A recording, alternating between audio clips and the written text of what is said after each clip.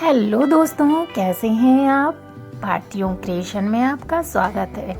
तो आज मैं फिर से एक नई डिज़ाइन लेके आई हूँ। मैंने ये केक का बेस रखा हुआ था, काफ़ी सारे मैंने इकट्ठा कर रखे हुए थे ताकि मैं कुछ इनका बना सकूँ। तो आज मैंने सोचा क्यों ना इसी पे बना लूँ। तो मैंने शैल लिया है, उसकी डिज़ाइन बनाई हुई है। इस पर मैंने एक प्यारी सी लड़की की डिज़ाइन बनाई हुई है जिसको मैंने वाटर कलर से किया है। आप चाहें कोई और भी कलर कर सकते हैं। तो आज मेरा मन हो रहा था मैं वाटर कलर से ही डिज़ाइन कलर करूं, तो मैंने वाटर कलर यूज़ कर लिया है। आप चाहें एक्रिलिक कलर भी इसमें यूज़ कर सकते हैं। तो ये डिज़ाइन बहुत ही सुंदर लग रही है।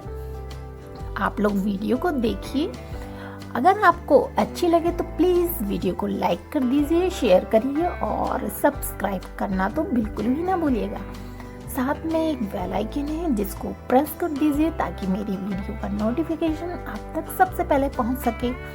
तो वीडियो को प्लीज़ पूरा देखा करिए। इस तरह आप वीडियो को बीच में छोड़ के चले जाते हैं तो मुझे बहुत बुरा लगता है।